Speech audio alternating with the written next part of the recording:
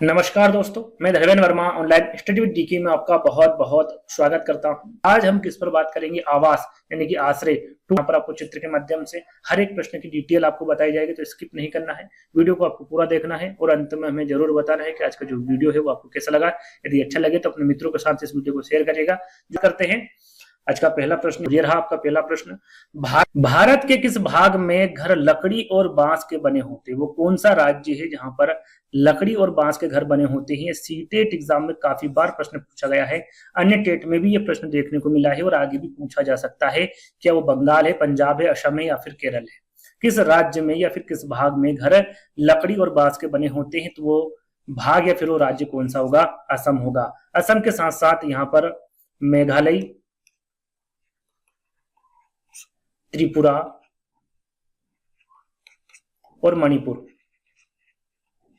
ये तीनों राज्य में भी लकड़ी और बांस के घर बनाए जाते हैं जहां पर वर्षा अधिक होती है। क्या होती है? जहां पर वर्षा अधिक होती है। यहाँ पर लिखा भी हुआ है यहाँ पर और आप अच्छे से समझेंगे। देखिए, लकड़ी का घर किस प्रकार का होता है? इस प्रकार का होता है ना, इस प्रकार का घर बनाया जाता है लकड़ी का, और ये वर्षा बाहुल्य वाले क्षेत्र में बनाया जाता है, जो कि आपका असम हो गया। इनको पूर्वोत्तर राज्य बोलते हैं ना, असम हो गया, मेघालय हो गया, मणिपुर हो गया, त्रिपुरा हो गया। इन सभी राज्यों में लकड़ी के घर बनाए जाते हैं जो कि पूर्वोत्तर राज्यों के अंतर्गत आते हैं। और यहाँ पर वर्षा बहुत होती है। क्या होती है? यहाँ पर वर्षा बहुत होती है, इसलिए यहाँ पर जंगल अधिक होंगे, और वहां पर जंगल अधिक होंगे तो लकड़ी भी अधिक होगी, और उसी लकड़ी से ही अपना क्या करते हैं, घर को बनाते हैं। थोड़ी सी और जानकारी दूंगा आपको कि लकड़ी के जो घर बनाते हैं ढाल युक्त क्षेत्रों में बनाते हैं, जहां 10 से 12 फीट की ऊंचाई पर बनाए जाते हैं। कितने?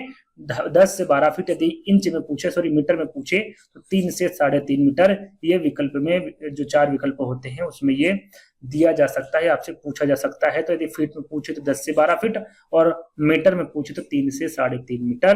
पूर्वोत्तर के राज्य में बांस को क्या कहा जाता है? तो हरा सोना कहा जाता है। याद रखिएगा, इंपोर्टेंट है ना। और लकड़ी के घर बांस के मजबूत खंभों से बनाए जाते हैं। कैसे बनाए जाते हैं? बांस के मजबूत खंभों से। जो सकी प्रश्न में आपसे पूछा गया था कि लकड़ी और बांस के घर कहाँ पे बनाए जाते हैं, उसी प्रकार से जो बांस का उपयोग करते हैं मजबूत खंभों के लिए करते हैं। लकड़ी के घरों की दीवारें, फर्श एवं छत भी लकड़ी के ही बने होते हैं। सारी चीजें किससे बनी होती हैं? लकड़ी से ही बनी होती हैं, याद रखिएगा। और चित्र भी मैंने आपको बता दिया, इस प्रकार से वो घर बनाए जाते हैं ना। चलिए, दूसरा प्रश्न है, चांगपा पहाड़ों पर रहने वाली एक जनजाति शंकु के आकार के तंबू में रहती है। टेट में भी काफी बार पूछा गया है और अन्य टेट में भी देखने को मिला है, आगे भी ये पूछा जा सकता है।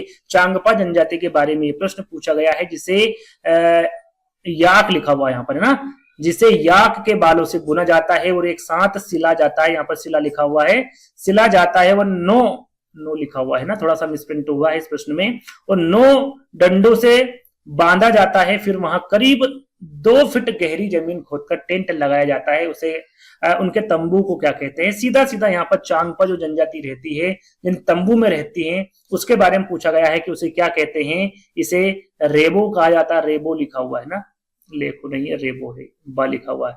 क्या वो रेबो कहा जाता है? यहाँ पर लिख देता हूँ रेबो।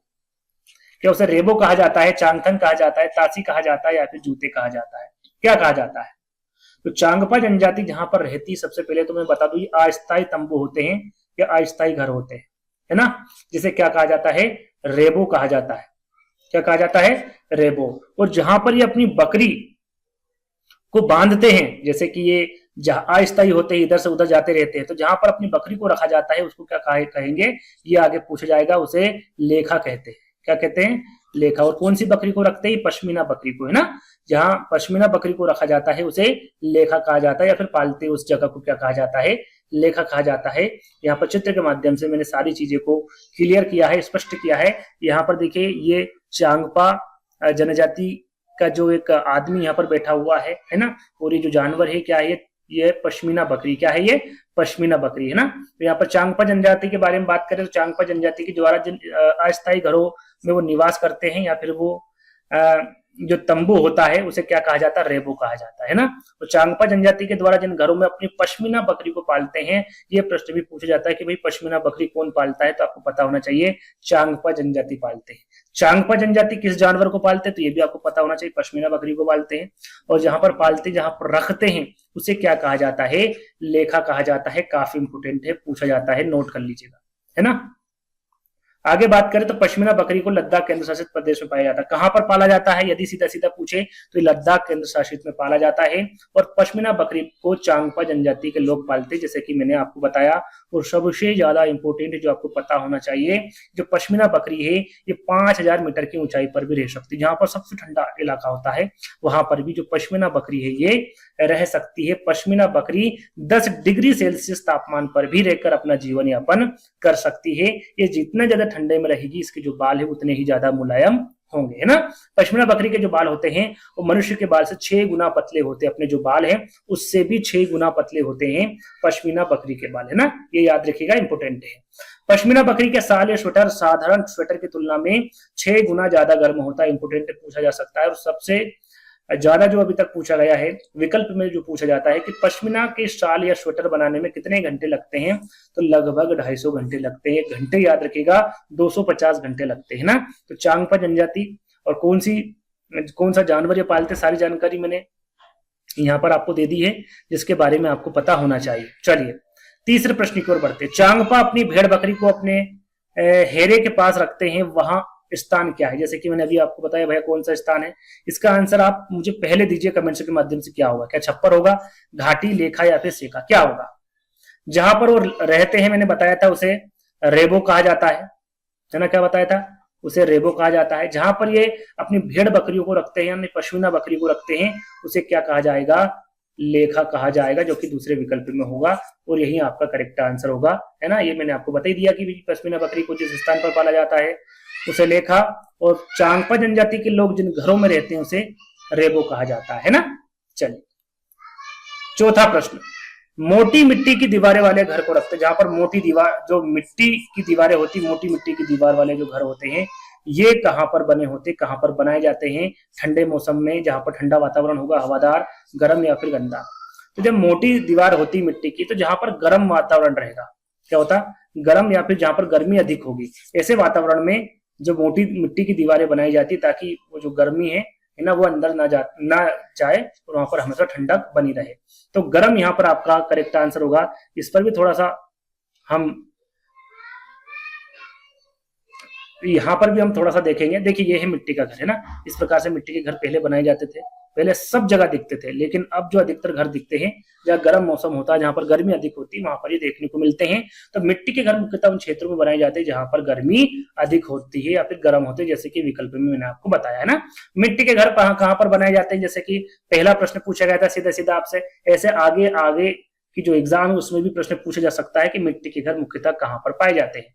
तो राजस्थान एवं उत्तर भारत में पाए जाते हैं जहां पर गर्मी अधिक होती है। सीधा सीधा आपको ये याद रखना है। मिट्टी की घरों की दीवारें बहुत मोटी होती ताकि जो सूर्य की ऊष्मा है वो घरों में प्रवेश ना करे और वहां की जो वातावरण रहेगा अंदर का वो थोड़ा सा ठंडक उसमें बनी रहे, है ना। मिट्टी की घरों की छत को घास फूस या लकड़ी का बनाया जाता है। किससे बनाया जाता है, घास फूस और लकड़ी से बनाया जाता है। मिट्टी के घरों की छतों को ढालो युक्त रखा जाता ताकि वर्षा का जो जल है छतों पर संग्रहित ना हो, वो रेस का चला जाए। इस प्रकार से ना, यहाँ पर पानी गिरेगा तो इधर से रेस जाएगा, यहाँ से गिरेगा तो इधर से रेस जाएगा, वहां पर पानी संग्रहित ना हो, है ना। इस प्रकार से छतों को ढालू युक्त बनाया जाता है। मिट्टी के घरों को फर्श या फिर समय समय पर गोबर से लिपा जाता ताकि घरों में कीड़े मकोड़े प्रवेश न करें। ये सीटेट एग्जाम में पूछा गया प्रश्न था भैया, किससे भाई जो मिट्टी के घर है उसको गोबर से क्यों लिपते हैं, इस प्रकार से प्रश्न पूछा गया था। तो क्यों लिपते हैं, घरों में कीड़े मकोड़े प्रवेश न करें, इस वजह से गोबर से लिपा जाता है ना फर्श।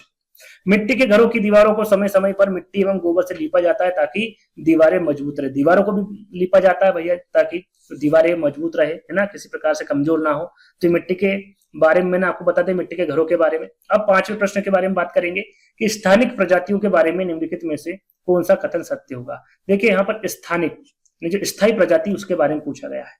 सही आंसर क्या होगा, वह विशेष रूप से एक विशिष्ट आवास में पाए जाते हैं। स्थानिक प्रजातियां कभी लुप्तप्राय नहीं हो सकती, बिल्कुल हो सकती है, गलत होगा। वे केवल चिड़ियाघरों और वनस्पति उद्यानों में पाए जाते हैं, ऐसा बिल्कुल नहीं है। वे अपने आवास के विनाश से प्रभावित नहीं है, तो ऐसा बिल्कुल नहीं। क्या है, वे विशेष रूप से एक विशिष्ट आवास में पाए जाते हैं। यहाँ पर स्थानिक प्रजाति के बारे में पूछा गया है, पहला वाला आपका करेक्ट आंसर होगा, है ना। इसमें कुछ ज्यादा समझाने लायक नहीं था, इसलिए मैंने कुछ यहाँ पर नहीं लिखा है। छठा प्रश्न, वे बस्तियां जिनमें मकान दूर दूर तक फैले होते हैं और अक्सर खेतों से घिरे होते हैं, क्या कहलाते हैं। वे बस्तियां जिनके मकान तो दूर दूर होते हैं, फैले होते हैं, लेकिन वो खेतों से घिरे होते हैं, उसे क्या कहते हैं भाई? प्रकीर्ण बस्ती कहते हैं, सहंत बस्ती कहते हैं, घनी बस्ती कहते हैं, या फिर अति प्रवाह बस्ती कहते हैं, क्या कहते हैं? तो उसे कहेंगे ये किसके अंतर्गत आएगा भैया? ग्रामीण बस्तियों के अंतर्गत आएगा। किसके अंतर्गत? ग्रामीण बस्तियों के। ये ग्रामीण बस्तियों के अंतर्गत आएगा। और ग्रामीण बस्ती दो प्रकार की बताई गई है। कितनी प्रकार की? दो प्रकार की। पहली है आपकी सघन बस्ती और दूसरी है आपकी प्रकीर्ण बस्ती। ये याद रखिएगा, क्योंकि विकल्प में इसी के माध्यम से प्रश्न पूछा गया है ना। पहली है सघन बस्ती, दूसरी प्रकीर्ण बस्ती। तो आंसर क्या होगा आपका? प्रकीर्ण बस्ती, है ना। वे बस्तियां जिनमें मकान दूर दूर तक फैले होते हैं और अक्सर खेतों से घिरे होते हैं, उसे प्रकीर्ण बस्ती कहते हैं। याद रखिएगा, ग्रामीण बस्तियां दो प्रकार की होती है, सघन बस्ती और प्रकीर्ण बस्ती। इसके बारे में आपको बता देता हूं। जैसे कि मैंने बताया, सघन बस्ती और प्रकीर्ण बस्ती वे होती हैं, वे बस्तियां जिसमें मकान दूर दूर तक फैले होते हैं और अक्सर खेतों से घिरे होते हैं, उसे प्रकीर्ण बस्तियां कहते हैं। और इन बस्तियों में घर कम होते हैं, जैसे कि दूर दूर होंगे तो जाहिर सी बात है घर कम होंगे और एक दूसरे से दूर होते हैं। आमतौर पर ऐसी बस्तियां उच्च राहत में होती, घने जंगलों से घिरी होती, घास के मैदान यहाँ पर पाए जाते हैं, गर्म रेगिस्तान और व्यापक कृषि भूमि वाले क्षेत्रों में पाई जाती है। व्यापक जहां पर कृषि ज्यादा होगी वहां पर ग्रामीण बस्तियां, प्रकीर्ण बस्ती पाई जाएगी। दूसरी बस्ती सघन बस्ती। अब सघन बस्ती के अंतर्गत क्या है भैया? सघन बस्ती में घर पास पास होते हैं, किसी क्षेत्र इकाई में बस्तियों की कुल संख्या गांवों की कुल संख्या के बराबर है, तो उन बस्ती को सघन बस्ती कहेंगे। रहेगी वो ग्रामीण बस्ती में, लेकिन जो घर है वो पास पास रहेंगे, है ना। उस बस्ती को क्या कहेंगे? सघन बस्ती कहेंगे। ये दूसरी बस्ती है ना, याद रखिएगा, इंपोर्टेंट है दोनों की दोनों बस्ती। चलिए 7वां प्रश्न। यहाँ पर एमपीटीएट में बस्तियों से संबंधित बहुत ज्यादा प्रश्न पूछे गए, तो आपको ध्यान देना है। निम्नलिखित में से कौन सी बस्ती सहंत और आकार में बड़ी? यहाँ पर सहंत बस्ती या फिर आकार में बड़ी बस्ती के बारे में पूछा गया है। ग्रामीण बस्ती, देखिए यह बस्ती आकार में बड़ी नहीं होती, पहला वाला विकल्प तो आपका गलत हो गया। उपनगरीय बस्ती हो सकती है क्या? नगरीय बस्ती या फिर अर्धनगरीय बस्ती? इन तीनों में से बताना है सही आंसर क्या होगा। देखिए उपनगरीय बस्ती भी नहीं होगी यहाँ पर, क्योंकि आकार में बड़ी बताई गई है, तो वो कौन सी होगी? नगरीय बस्ती होगी। इस बस्ती सहंत और आकार में ये बड़ी होती है, याद रखिएगा। यहाँ पर हम तो इसके बारे में बात करें तो नगरीय बस्ती ग्रामीण बस्तियों के मुकाबले आमतौर पर ज्यादा सहंत और बड़ी होती है। नगरीय बस्तियों में कई तरह के अकृषि, यानी कि वहां पर कृषि नहीं पाई जाती है, आर्थिक स्थिति वहां पर मजबूत होती है और प्रशासनिक काम भी वहां पर होते हैं। कौन सी बस्ती में? नगरीय बस्ती में, याद रखिएगा। चलिए, कौन सा कारक घर की संरचना या डिजाइन को निर्धारित करता है? वहां का आकार, संरचना, भाई किस प्रकार का घर बनेगा, क्या लकड़ी का घर वहां पर बनेगा कि सीमेंट का बनेगा कि और किसी का बनेगा, तो ये किससे पता चलता है? पानी की उपलब्धता से नहीं चलता है। मौसम, जलवायु और सामग्री की उपलब्धता, उपजाऊ मिट्टी की उपलब्धता या फिर पैसे। तो वहां की जो जलवायु होगी, जैसे कि हमने शुरू में बात की असम भैया वहां पानी ज्यादा होता है, इसलिए वहां पर पानी ज्यादा गिरने की वजह से वहां पर घर किसके बनाए जाते हैं? लकड़ी के। गर्मी की वजह से जहां पर हमने बात करी राजस्थान, वहां पर घर आपके मिट्टी से बनाए जाते हैं। क्यों बनाए जाते हैं? क्योंकि वहां पर गर्मी अधिक होती है। तो जलवायु, मौसम की वजह से, वहां की सामग्री की उपलब्धता की वजह से उस हिसाब से वहां के घर बनाए जाते हैं, डिजाइन बनाई जाती है। तो राइट आंसर क्या होगा आपका? मौसम, जलवायु और सामग्री की उपलब्धता, है ना। इस प्रकार से आप प्रश्नों को हल कर सकते हैं। बी वाला विकल्प आपका करेक्ट होगा। चलिए, अफ्रीका शवाना की इमारत बनाने के लिए किन सामग्रियों का उपयोग किया जाता है? अफ्रीका शवाना की यहाँ पर बात की जा रही है, या फिर कह सकते हैं अफ्रीका की जो वास्तुकला है उसकी जो सामग्रियां हैं उसको इस्तेमाल करने के लिए, उसको बनाने के लिए किसका उपयोग करते हैं भैया? सीमेंट का, लकड़ी का, मिट्टी की ईंट का या फिर बर्फ ब्लॉक का, है ना। इस प्रकार के एमपीटीएट एग्जाम में प्रश्न पूछे गए हैं ना। तो ये कुछ डीपली प्रश्न पूछे गए हैं जो कि मेरे हिसाब से तो नहीं पूछना चाहिए था। एमपीटीएट वर्ग 3 की बात की जाए तो यहाँ पर इसका आंसर मैं आपको बता देता हूँ। आई होप आगे जो एक ही प्रश्न पत्र होगा उसमें इस प्रकार के प्रश्न नहीं आएंगे। इसका उत्तर मैं आपको बता देता हूँ, मिट्टी की ईंट, है ना। अफ्रीका शवान की इमारतें बनाने के लिए किस सामग्री का उपयोग किया जाएगा? मिट्टी की ईंट का उपयोग किया जाएगा। साथ में यहाँ पर मिट्टी की ईंट के साथ साथ छप्पर का, लकड़ी का, मिट्टी की ईंटें, मिट्टी से बनी मिट्टी और पत्थर, इन सभी का उपयोग किया था अफ्रीका वास्तुकला में, है ना। तो आपका तीसरा वाला विकल्प आपका करेक्ट होगा। पक्षी, चूहे और शेर का आश्रय क्रमवार आपको बताना है कि भाई पक्षी कहां पर रहता है, चूहा या फिर शेर कहां पर रहता है। तो पक्षी कहां पर रहेगा? घोंसले में रहेगा। यहीं पर लिख लेते हैं, फिर आंसर ढूंढ लेंगे ना। घोंसला। चूहा आपका रहेगा बिल में, है ना। और शेर रहेगा आपका गुफा में। कहां पर? गुफा में। तो कहां पर है विकल्प आपका? फोर्थ वाला, है ना। घोंसला, बिल और मांद। मांद को ही गुफा कहते हैं ना, याद रखिएगा। गुफा को मांद या फिर मांद को ही गुफा कहते हैं। तो फोर्थ वाला विकल्प आपका सही होगा। पक्षी आपका घोंसला में रहेगा, चूहा आपका बिल में रहेगा और शेर आपका मांद या फिर गुफा में रहेगा। फोर्थ वाला विकल्प आपका सही होगा। देखिए इस प्रकार का जो विकल्प है वो कहीं नहीं दिखेगा। जैसे कि गुफा है तो गुफा पहले नंबर पे है, पक्षी गुफा में तो रहता नहीं है। यहाँ पर गुफा है, शेर बिल्कुल गुफा में रहेगा, लेकिन चूहा जो है वो पेड़ पर नहीं रहता है, इसलिए आपका ये वाला विकल्प भी गलत होगा, है ना। इस प्रकार से ये ले लेंगे। घोंसला आपका ये रहेगा, बिल भी ये रहेगा, लेकिन शेर जंगल में नहीं, कहां पर रहेगा, गुफा में, तो पहला वाला विकल्प भी आपका गलत होगा। सही कौन सा होगा आपका, फोर्थ वाला विकल्प, क्योंकि यहाँ पर आश्रय के बारे में पूछा गया था, है ना। तो अगले प्रश्न की ओर बढ़ेंगे, फोर्थ वाला विकल्प आपका करेक्ट होगा। अगला प्रश्न भी इसी तरीके से पूछा गया है कि भाई बंदर, सिंह और चूहे का घर क्रमशः आपको बताना। बंदर कहां पर रहता है, तो बंदर हमेशा पेड़ पर देखने को मिलेगा, है ना। सिंह आपको जैसा कि बताया कि गुफा में रहेगा, और चूहा कहां पर रहेगा, बिल में रहेगा। चार विकल्प देखे कहां पर है, पेड़, गुफा, बिल, तीसरे वाले विकल्प में है, और यही आपका बिल्कुल करेक्ट आंसर है। इस प्रकार से आप इस प्रश्न को हल कर सकते हैं। चलिए अगला प्रश्न। अगला प्रश्न भी उसी प्रकार का प्रश्न है। यहाँ पर कुत्ता और बिल्ली के बारे में पूछा गया। भाई कुत्ता और बिल्ली के आश्रयों को किन नाम से नाम दिया गया है। भाई कुत्ता और जो बिल्ली रहते हैं जहां पर, उसका नाम क्या दिया गया है, उसे क्या केनल कहते हैं, सहकारी कहते हैं, कुटिया कहते हैं, या फिर खलियान कहते हैं। काफी अच्छा प्रश्न है ना, सोचने लायक प्रश्न है कि भैया इसका सही आंसर क्या होगा। इसका सही आंसर होगा केनल। याद रखिएगा, कुत्ता और जब बिल्ली रखते हैं या फिर उनके जो आश्रय है उसे क्या कहेंगे, उसका क्या नाम दिया गया है, केनल नाम दिया गया है। पहला वाला जो विकल्प होगा वो बिल्कुल आपका करेक्ट आंसर होगा। कुत्ते और बिल्ली का आश्रय को केनल के नाम से जाना जाता है, या फिर उसे केनल नाम दिया गया है। चलिए ये भी काफी अच्छा प्रश्न पूछा गया था आपसे। मलोका एक प्रकार का क्या, भाई मलोका क्या है, खाना है, जानवर है, चिड़िया है, या फिर मकान है। क्या है मलोका, इसका मैं चित्र भी आपको बताऊंगा। तो मलोका क्या है, ये एक प्रकार का मकान है। क्या है, ये एक प्रकार का मकान है, जो कि यहां पर आप चित्र के माध्यम से देख सकते हैं। ये होता है मलोका,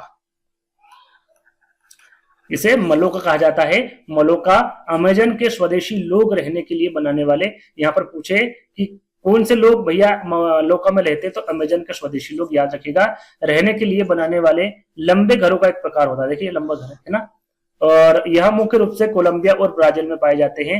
ये याद रखिएगा, विकल्प में कोलंबिया और ब्राजील दे तो आप क्लिक कर दीजिएगा, आपका सही आंसर होगा। और इस प्रकार के घर को क्या कहा जाता है, मकोला कहा जाता है, जो कि अमेजन के स्वदेशी लोग रहने के लिए बनाते हैं। और मुख्य रूप से कहां पर पाया जाता है, तो कोलंबिया और ब्राजील में पाया जाता है। याद रखिएगा, इंपोर्टेंट है।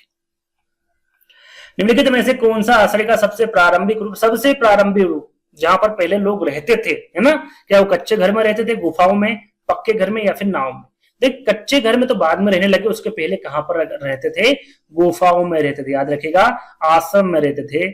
आश्रम यहाँ पर विकल्प में नहीं है, तो ये आप नहीं कर सकते। क्या आएगा, सबसे सही आंसर आपका गुफा होगी, है ना। यदि गुफा विकल्प में ना होते हुए आश्रम देते तो भी वो करेक्ट आंसर होता, लेकिन नहीं है, तो बी वाला आपका करेक्ट होगा। चलिए अगला प्रश्न है आपका, गर्म जलवायु वाले क्षेत्रों में घरों को हल्के रंग से क्यों रंगा जाता है। जो गर्म जलवायु कहां पर, राजस्थान में, है ना, उन क्षेत्रों के घरों को हल्के रंग से क्यों रंगा जाता है, ये आपको बताना है। क्योंकि हल्का रंग सूर्य के प्रकाश को कम अवशोषित करता। बिल्कुल पहला वाला ही विकल्प आपका सही है। जो वहां का सूर्य का प्रकाश उसे कम अवशोषित करेगा, इस वजह से हल्के रंग से रंगा जाता है। थोड़ा सा यहाँ पर मैंने डिस्क्राइब भी किया है कि गर्म जलवायु वाले क्षेत्रों में घरों को हल्के रंग से रंगने की सलाह दी जाती है, क्योंकि हल्के रंग गर्मी को कम सोखते हैं और ज्यादातर गर्मी को परावर्तित कर देते हैं, इसलिए घर में ठंडक बनी होती है। तो याद रखिएगा क्यों रंगा जाता है, यहाँ पर सारी जानकारी दी हुई है ना। याद रखिएगा, विकल्प में मैंने आंसर बताया, क्योंकि हल्का रंग सूर्य के प्रकाश को कम अवशोषित करता है, इसलिए गर्म जलवायु वाले क्षेत्र में घरों को हल्के रंग से रंगा जाता है। चलिए अगला प्रश्न है, राष्ट्रीय ऐतिहासिक महत्व की इमारतें और परिसर वास्तुकला शैली, डिजाइन, औद्योगिकी और सामग्री के उपयोग और सौंदर्य शास्त्र में उत्कृष्टता का प्रतीक विरासत के किस ग्रेड के अंतर्गत आता है। फर्स्ट, सेकंड, थर्ड या फिर फोर्थ, है ना। इस प्रकार से विकल्प दिए गए, फर्स्ट, थर्ड, फोर्थ या फिर फिफ्थ। तो यहाँ पर मैं आपको बता दूं क्या लिखा हुआ है। यहाँ पर आपको ध्यान देना है, क्या यहाँ पर उत्कृष्टता लिखा हुआ है, या विशेष लिखा हुआ है, या फिर कुछ योग्यता वाली संरचना लिखा हुआ है।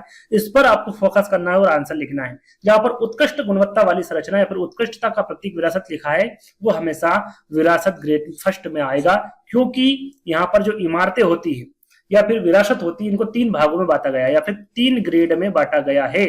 फर्स्ट, सेकंड और थर्ड। कौन कौन सी है ये हम जान लेते हैं।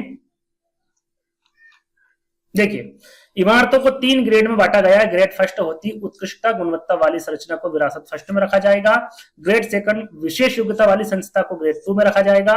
ग्रेड थर्ड में कुछ योग्यता वाली संरचना जिसे विरासत थर्ड में रखा जाएगा। तो फर्स्ट, सेकंड और थर्ड, इन तीनों के बारे में आपको जानकारी होना चाहिए।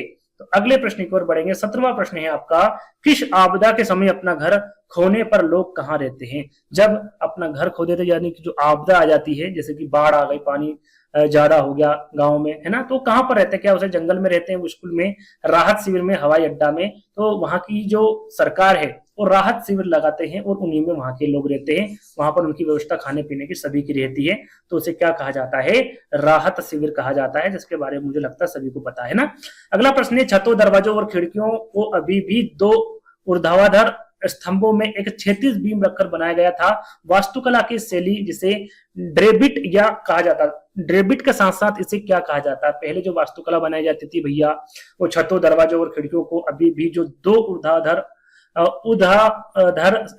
स्तंभों एक क्षैतिज बीम रखकर बनाया जाता था, तो उसको क्या कहा जाता है? उसे ट्रेबिट के साथ साथ और क्या कहा जाता है? ये पूछा गया है प्रश्न में। क्या धनुषाकार कहा जाएगा, गढ़ कहा जाएगा, खड़ी, या फिर कोर बेल्ट? तो याद रखिएगा, उसे ट्रेबिट के साथ साथ उसे कोर बेल्ट कहा जाएगा। क्या कहा जाएगा?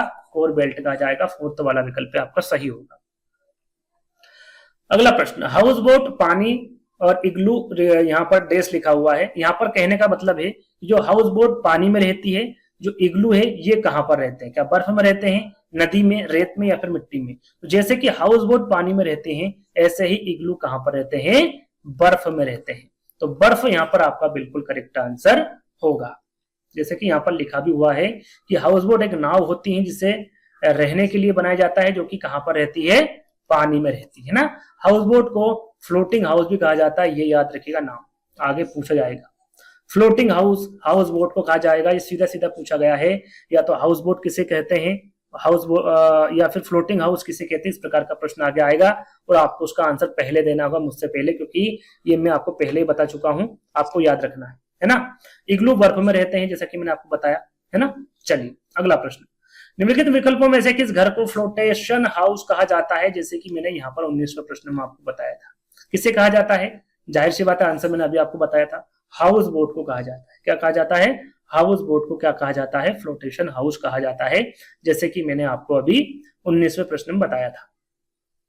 चलिए अगला प्रश्न, हाउस बोट को फ्लोटिंग हाउस कहा जाता है और यह एक नाव होती है जिसे रहने के लिए बनाया जाता है। इसे एक जगह से दूसरी जगह ले जाया जा सकता है, जैसे कि अभी हमने जिक्र किया था, है ना। अगला प्रश्न, मंदिर के ऊपर का शिखर हाथों से उठाने के लिए बहुत भारी हुआ करता था, इसलिए मंदिर के शीर्ष पर निर्मित बोल्डर को रोलर्स पर रखा और इसे ऊपर तक घुमाया। कैसे घुमाया भैया? पहले आपको पता ही होगा कि पहले क्रेन वगैरह तो हुआ नहीं करती थी, तो ये कैसे किया जाता था? सीढ़ियों द्वारा, ढलान द्वारा, त्रियत्रा द्वारा, या फिर बलुआ पत्थर द्वारा? तो ये कैसे किया जाता था ऊपर तक घुमाओ? तो ये किया जाता ढलान के द्वारा। कैसे? ढलान के द्वारा किया जाता था। यहाँ पर देखिए, उस समय क्रेन नहीं थी, इसलिए वास्तुकारों ने मंदिर के शीर्ष पर एक ढलान बनाई और पत्थर के गोले को रोलर पर रखकर उसे ऊपर घुमाया, है ना, कैसी? ढलान बनाकर। तो यहाँ पर ढलान आपका करेक्ट आंसर होगा, यानी कि दूसरा वाला। अगला प्रश्न, पर्यावास, आवास या फिर हैबिटेट शब्द का अर्थ क्या? इसे प्राकृतिक वास भी कहते हैं। एक और शब्द लिख लीजिए, प्राकृतिक वास। प्राकृतिक वास, पर्यावास, आवास या फिर हैबिटेट शब्द का क्या अर्थ है? क्या अर्थ है भैया? जंगल में एक विशिष्ट क्षेत्र जहां केवल जंगली जानवर रहते हैं, पहला गलत है, नहीं होगा। वन का एक विशिष्ट क्षेत्र जहां केवल पक्षी रहते, ये भी नहीं होगा। समुद्र में एक विशिष्ट स्थान जहां कोई मछली नहीं रहती, ये भी नहीं होगा। भौतिक वातावरण जिसमें एक जीव रहता, बिल्कुल। प्राकृतिक वास, पर्यावास, आवास या फिर हैबिटेट शब्द का क्या अर्थ होगा? आपका भौतिक वातावरण जिसमें एक जीव रहता है, जिसमें सभी प्रकार के जीव आ गए, है ना, उसे पर्यावास कहेंगे, प्राकृतिक वास कहेंगे, आवास कहेंगे या फिर हैबिटेट कहेंगे, जैसा कि यहाँ पर लिखा भी हुआ है कि आप पर्यावास या प्राकृतिक वास किसी प्रजाति विशेष के पौधे या जीवों या अन्य जीवधारियों के रहने का एक पारिस्थितिकी या पर्यावरणिक क्षेत्र है। अगला प्रश्न, निम्नलिखित में से कौन शहरीकरण का मुख्य सकारात्मक प्रभाव है? शहरीकरण का मुख्य सकारात्मक प्रभाव क्या? मुख्य पूछा गया भैया, है ना। परिवहन सुविधा होती है शहरीकरण में, औद्योगिकरण भी होता है, स्वास्थ्य देखभाल की सुविधा भी होती, लेकिन मुख्य सकारात्मक जो प्रभाव होगा वो आपका क्या होगा, रोजगार होगा। क्यों जाता है शहर में आदमी? रोजगार ढूंढने के लिए, है ना। ये सुविधाएं होगी लेकिन मुख्य तौर पर आपका रोजगार होगा, है ना। डी वाला विकल्प आपका करेक्ट होगा। अगला प्रश्न, आवास का प्रभाव जो समशीतोष्ण क्षेत्रों के लिए सबसे उपयुक्त है क्योंकि यहाँ जानवरों को भारी हिमपात, बारिश और तेज हवाओं से बचाता है, इस प्रकार के आवास को क्या कहेंगे? क्या कहेंगे इस आवास को जो भारी हिमपात, बारिश, तेज हवाओं से बचाता है? क्या उसे ओपन हाउस सिस्टम कहेंगे? ओपन रहेगा ये हाउस तो ये होगा ही नहीं। ढीली आवास प्रणाली, ये भी चारों तरफ से खुला रहेगा तो ये भी नहीं होगा। काउंटर हाउसिंग सिस्टम भी नहीं होगा। क्या होगा? पारंपरिक आवास प्रणाली। क्या होगा? पारंपरिक आवास प्रणाली। इसमें भारी हिमपात, बारिश और तेज हवाओं से बचाया जा सकता है, इस आवास को पारंपरिक आवास प्रणाली कहेंगे, है ना। थोड़ा सा इसके बारे में जानकारी दे देता हूं मैं आपको। पारंपरिक आवास प्रणाली आवास का प्रकार जो समशीतोष्ण क्षेत्रों के लिए सबसे उपयुक्त है क्योंकि यह जानवरों को भारी हिमपात, बारिश, तेज हवाओं से बचाता है, इस प्रकार के आवास को पारंपरिक आवास प्रणाली कहते हैं। एक और विकल्प में था ढीला आवास। क्या था? ढीला आवास प्रणाली। अब ये क्या है भैया, क्योंकि इसके बारे में आगे प्रश्न पूछा जाएगा इसलिए मैंने इसको रखा है। ढीला आवास यह अवस्था में जानवरों को खुले क्षेत्र में समूह में दिन और रात के दौरान खुला रखा जाता है और एक तरफ से शेड से ढका होता है, यानी कि यहाँ पर खुला छोड़ दिया जाता है जो जानवर होते हैं उनको, है ना। उसको क्या कहते हैं? ढीला आवास कहते हैं। अगला प्रश्न, आवास व्यवस्था के उस, यहाँ पर आवास से काफी प्रश्न पूछे गए एमपी टेट में, है ना। ये इसी प्रकार के प्रश्न अब आएंगे आपके लिए। आवास व्यवस्था के उस प्रकार का नाम बताइए जिसमें जानवरों को विपरीत दिशा में शेड में बांधा जाता है, शेड की सफाई और गायों का दूध दूहना आसान है और पशु में रोग संचरण की संभावना कम होती है। उदाहरण के तौर पर ये एक गाय बांधने वाला बना हुआ है ना, ये बीच में आने जाने का रास्ता है। यहाँ पर जो गाय बांधी जाएगी उसका जो मुंह है वो इधर रहेगा, इस साइड मुंह रहेगा गाय का, और जो दूसरी तरफ गाय बांधी जाएगी उसका भी मुंह इधर रहेगा। जानवर, गाय, है ना, जानवरों में और भी पशु आ जाते हैं लेकिन यहाँ पर गाय का जिक्र हो रहा है इसलिए यहाँ पर गाय, इधर मुंह है, इधर मुंह है इनका। यहाँ पर देखिए बताया गया कि जानवरों को विपरीत दिशा में शेड में बांधा जाता है, शेड की सफाई और गायों का दूध दोहन करते हैं। तो यहाँ पर ये जो इलाका है, पीछे का जो इलाका है, ये एक दूसरे के विपरीत नहीं है, सिर्फ मुंह विपरीत है ना, ये इनके पास पास है। इससे आप इस प्रश्न को उजागर कर सकते हैं, इसका आंसर पता कर सकते हैं। कैसे? आवास की पूंछ से पूंछ प्रणाली, बिल्कुल पूंछ से पूंछ प्रणाली है। पहला वाला विकल्प सही, इस प्रकार से आप देखेंगे तो आपका आंसर आपके सामने होगा। मुंह उनका विपरीत दिशा में है लेकिन जो उनका पीछे का भाग है वो एक दूसरे के पास पास है, यानी कि आवास की जो पूंछ से पूंछ प्रणाली से कहेंगे। आवास की हेड टू हेड प्रणाली नहीं कहेंगे, ओपन हाउस सिस्टम, ना ढीली आवास प्रणाली। क्या कहेंगे? आवास की पूंछ से पूंछ प्रणाली, है ना। ए वाला विकल्प आपका सही होगा। इन तीनों को हम जान लेते हैं क्या होता है भैया। आवास की पूंछ से पूंछ प्रणाली, गायों का मुंह बाहर और बाहर की ओर हो, दोनों साइड, है ना, विपरीत दिशा में हो, इस प्रणाली को गायों की पूंछ एक दूसरे से जुड़ी होती, जैसे कि मैंने आपको चित्र बना के बताया था, है ना। आवास की हेड टू हेड प्रणाली क्या होगी भैया? हैंड टू हैंड, तो मवेशी एक दूसरे की ओर मुंह करके रहते हैं, ये विपरीत हो जाएगा, है ना। जो उनके मुंह है वो आपस में मिले रहेंगे, यानी कि एक दूसरे के पास में रहेंगे, एक दूसरे की ओर, है ना। ढीली आवास प्रणाली में क्या होगा? ये इंपोर्टेंट है। पशुओं को दिन रात खुले बाड़े में रखते हैं। ये इस प्रणाली में पशुओं के लिए खुले मैदान में आश्रय की सुविधा होती है जहां वे गर्मी, सर्दी या फिर बारिश से बच सके। यहाँ पर मुंह किधर, उससे कोई फर्क नहीं पड़ता, है ना। चलिए अगला प्रश्न, जिस प्रकार की आवास व्यवस्था में जानवरों को खुले क्षेत्र में समूह में दिन और रात के दौरान खुला रखा जाता है जो एक तरफ से शेड से ढका होता है, मैंने थोड़ी देर पहले और काफी बार बताया कि प्रश्न आगे पूछा जाएगा भैया, पूछा जाएगा। आंसर क्या होगा? ओपन हाउसिंग सिस्टम नहीं होगा, पारंपरिक आवास नहीं होगा, काउंटर हाउसिंग नहीं होगा, ढीली आवास प्रणाली होगा। क्या? ढीली आवास प्रणाली। बी वाला विकल्प आपका सही होगा, है ना, जैसे कि मैंने इसके बारे में 2-3 बार बता चुका हूं। डेयरी पशु शेड का फर्श जलरोधी सामग्री से बना होता है जिसे आसानी से साफ और सुखाया जा सकता है ताकि यह फिसलन ना हो। फर्श किस सामग्री का उपयोग करके किया जाता है? ईंट और सीमेंट, मिट्टी और गाय का गोबर, रेत और मिट्टी, या फिर पत्थर और कंकड़। पहले जो फर्श बनाए जाते थे वो मिट्टी और गाय के गोबर से बनाए जाते थे, लेकिन वो आसानी से सूखते नहीं थे, साफ नहीं होते थे। लेकिन फिर जो बनाए गए फर्श वो ईंट और सीमेंट के बनाए गए जो कि जलरोधी भी होते हैं, जिसे आसानी से साफ और सुखाया भी जा सकता है। तो यहाँ पर पहला वाला विकल्प आपका बिल्कुल करेक्ट होगा। चलिए अगला प्रश्न, किसी भी प्रकार या आकार के आवासों के समूह जहां मनुष्य रहते हैं वो क्या कहते हैं? नगरीकरण, ग्रामीणीकरण, जनसंख्या, फिर मानव बस्ती, क्या कहते हैं? सरल सा प्रश्न है, दिमाग लगाइए, जल्दी से आंसर दीजिए इसका क्या होगा। देखिए किसी भी प्रकार के आकार के आवास के समूह जहां मनुष्य रहते हैं उसे मानव बस्ती कहेंगे। मानव बस्ती ये डिसाइड करेगी क्या वो नगरीकरण बन सकता है, क्या वो ग्रामीणीकरण बन सकता है, कि उनकी जनसंख्या क्या है, क्या होगी। इसका सही आंसर मानव बस्ती है ना, फोर्थ वाला विकल्प आपका सही होगा। नगरीकरण ग्रामीणीकरण इसका विकल्प नहीं होगा, है ना, फोर्थ वाला विकल्प आपका करेक्ट होगा। अगला प्रश्न, हाउस ऑन व्हीकल के लिए किस शब्द का प्रयोग किया जाता है जिसे एक स्थान से दूसरे स्थान तक ले जाया सकता है। काफी अच्छा और काफी डीपली प्रश्न पूछा गया था ये। क्या तंबू, कच्चे मकान, पक्के मकान या फिर कारवा कहते हैं, क्या कहते हैं, तो उसे कारवा कहेंगे। क्या कहेंगे, कारवा। डी वाला विकल्प आपका सही होगा। थोड़ा सा मैं इसके बारे में बता देता हूं। हाउस ऑन व्हीकल को कारवा कहते हैं। क्या कहते हैं, कारवा कहते हैं। कारवा एक पहिया वाला घर होता है जिसे आप कहीं भी ले जा सकते हैं, यानी कि इस प्रकार का घर बना होगा और घर के जो घर बना होगा यानी कि एक बस है, बस घर के रूप में परिवर्तित करती है, उसमें पहिए लगे होते हैं, उसे कहीं पर भी ले जाया जा सकता है ना। दो एक पहिया वाला घर होता है कारवा, है ना, जिसे आप कहीं भी ले जा सकते हैं। इसमें घर की सभी सुविधाएं होती हैं और यह यात्रियों के लिए सबसे उपयुक्त होता है ना। तो याद रखिएगा हाउस ऑन व्हीकल को कारवा कहते हैं।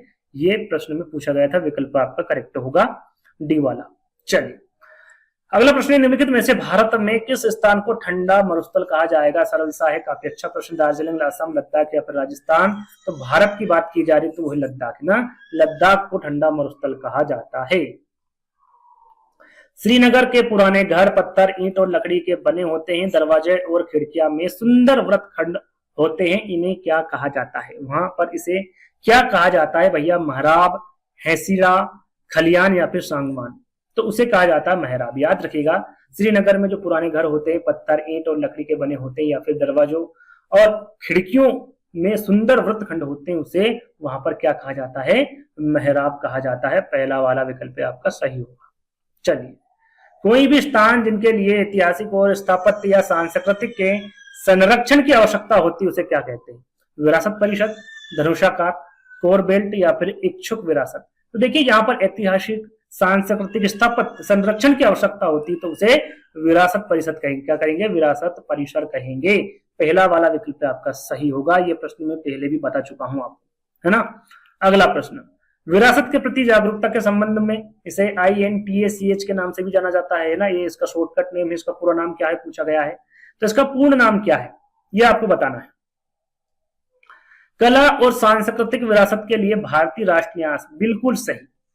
पहला वाला विकल्प आपका सही होगा। यहाँ पर INTACH का जो पूरा नाम है या फिर विरासत के प्रति जागरूकता के संबंध में इसका पूरा नाम है कला और सांस्कृतिक विरासत के लिए भारतीय राष्ट्रीय न्यास। इसे इंग्लिश में क्या कहेंगे, सारी चीजें मैंने यहाँ पर लिखी है, आप देख सकते हैं कि इसका जो फुल फॉर्म होगा वो Indian national trust for art and culture heritage होगा। यदि हिंदी की जगह इंग्लिश में दे रहे तो आपको पता होना चाहिए। इसे कला और सांस्कृतिक विरासत के लिए भारतीय राष्ट्रीय न्यास कहेंगे। इसकी जो स्थापना है वो 1984 को की गई थी। कहां पर, नई दिल्ली में की गई थी। कहां पर, नई दिल्ली में, है ना। और यहाँ विरासत के संरक्षण और जागरूकता को बढ़ाने के लिए काम करती है। किसके लिए, विरासत के संरक्षण और जागरूकता को बढ़ाने के लिए। अगला प्रश्न, श्रीनगर में कई परिवार एक नाव में रहते हैं जो अंदर से अलग अलग कमरों वाले घर की तरह है, जो मुख्य रूप से डल झील, यहाँ पर डल लिखा हुआ है, डल झील और झेलम नदी में देखा जाता है, उसे क्या कहते हैं। बोट हाउस, घाटी, खातबंद या फिर तालाबंदी। तो एक क्यूज के तौर पर ही आपको आंसर दे रहा हूं, इसका आंसर आपको कमेंट्स के माध्यम से बताना है। 34 का सही आंसर क्या होगा ये आपको कमेंट्स के माध्यम से बताना है ना। कैसे बताएंगे, कमेंट्स के माध्यम से इसका आंसर बताना है कि इसका सही आंसर क्या होगा।